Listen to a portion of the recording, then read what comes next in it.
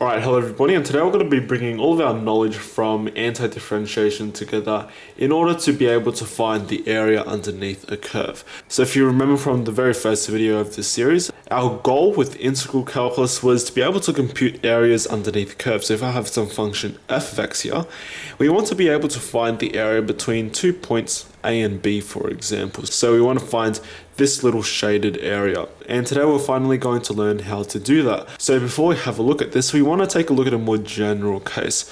Let's say I have some function, let's say a similar function, let's call it f of x, and I'm actually going to be only concerned with the area up to some point. We want to find the area all the way up to some point, let's call it x for now. So at some point x on our x-axis, and this is a kind of weird idea to think about because we don't really have any definite starting point, but it will make sense later on as I kind of explain this idea. So we want to find the area up to some point x, and I'm going to give this this area a name. I'm going to call it a function. Let's call it capital F of x. So what exactly is the difference between capital F of x and just our normal f of x? Well, with our original function f of x right here, we're putting in x values into our function f of x, and what exactly are we getting out the end? Well, you see we have y equals f of x, so if we put x into our function, we're going to get y values out the end. But for our capital F of x, whatever x values we put into it, so we're putting those x values into capital F of x, we're not going to get the y value anymore, we're going to get the area up to this point x right here. So this new function capital F of x is going to give us the area underneath of our function little f of x right here up to some point x. So that's kind of the definition of this function. And we want to somehow relate these two functions together with some calculus. So if we have our function big f of x right here, I want to ask you one thing. What does a small change to our big f of x look like? So how can we describe a small little change to our area? Well, we can't really expand the area up, and it doesn't really make sense to expand the area to the left since we don't really know where it starts. So maybe let's try expand this area to the right side a little bit. So if we do that, we can actually estimate the area a little bit by using a rectangle. And this might ring bells from the very first video because I explained that in order to approximate the area underneath the curve, we actually use rectangles. So if we change our area by a little bit, then we can say that the change in area can be represented by this small little rectangle right here. And in theory, the width of this rectangle is going to get smaller and smaller and smaller for a more accurate result. So we know this small little green rectangle here, that's a small change to our area function, our capital F of x. But what exactly is the area of that thing? So you see the height right here, we know the height is going to be the y value at this little x point right here. So since we have y equals f of x, let's plug x into our function. That's just still going to give us f of x. So we know our height is going to be f of x. And what exactly is our width right here? Well, our width is just this small little change right here, and I'm going to call that little width dx. Okay, so whenever you see a d in a calculus, it just means a small little change in something, a very, very small change. And in theory, that small change will get smaller and smaller and smaller because you see the small change to the area right here doesn't quite fit nicely underneath the curve, but it's going to fit better and better, and it's going to be more accurate the smaller we make our dx right here, the smaller we make our change in x.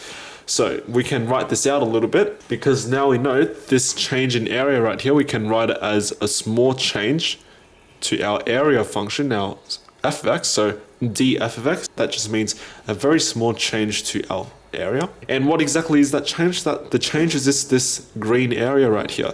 So that green area, since it's a rectangle, we just multiply these two dimensions together, and we're going to get f of x, our height, times our width, which is dx. And what I'm going to do from here is I'm going to be dividing both sides by dx. And if we do that, we're going to get df of x over dx being equal to f of x. So just moving this dx onto the other side, putting it on the denominator. And you see on the left hand side right here, this is really nice because that is pretty much a derivative. So we can rewrite this a little bit as being the derivative of our function capital F of x being equal to f of x. And this is quite a interesting result, because it says that for our area function right here, the function that describes the area underneath our curve, if we differentiate that, we're going to get to our function f of x. And the weird thing is we actually don't know what this function capital F of x is. All we know is that if we take our capital F of x and so we differentiate it, we're going to get to our original function, little f of x, which is our curve right here. And let's say, for example, we actually know what our little f of x is. Well, in order to find our big f of x, all you have to do is anti-differentiate it. And in the previous videos, you might recognize this as being integrating. So if we integrate our function, we're going to get this new function capital F of x, which describes the area underneath the curve. So let's take a look at this example for now. Let's say we wanted to find the area between A and B. Well, in order to do that, we first need to find the area up to our point B right here. So in order to do that, we need to grab our capital F of x, the function that describes the area. And you might remember this function here is also called the primitive function. So we're going to get our primitive function, and we're going to put in our b value right here. So we're going to put in b. And what that's going to do is it's going to give us the area up to b. So from wherever we start all the way up to b. But the thing is, we want the area from a to b. So in order to find that little kind of area right here, we need to take a difference. We need to subtract the area up to A. And this little formula right here will give us this area between A and B. And why exactly does this make sense, you might ask? Well, let's take the same curve for now, and we want to still find the area between A and B, but now let's take the starting point as being 0. Let's say we have a definite starting point. If we want to find the area between A and B, this little area right here, we can use our function capital F right here to find the area all the way up to B. So that's going to give us this big red area right here. And if we subtract off this smaller area from 0 to A, which is f of A right here, the resulting area will be this green area. So our red area is capital F of B, because it's going to give us the area all the way up to the point B right here. And if we subtract off f of A, which is this little area right here, it's going to give us the area all the way up to A. So that's why this formula right here will give us the area between 2 points A and B. So this video might be a little bit confusing, especially if you're starting out with calculus and integration. But if there's one thing to take away from this video, it's this formula right here. Because this expression right here will give you the area underneath a function f of x between A and B. And this is quite nice, because all you really need to know is what your primitive function is. Remember, this capital F of x is the primitive function of our original f of x right here. So in order to work out the area underneath the graph, all you really need to know is what the primitive function is, or what the antiderivative of our original function is. And that's what we're going to be having a look at in the next video when we take a look at some examples. So until then, hope you guys have a wonderful day, and I'll see everyone next time.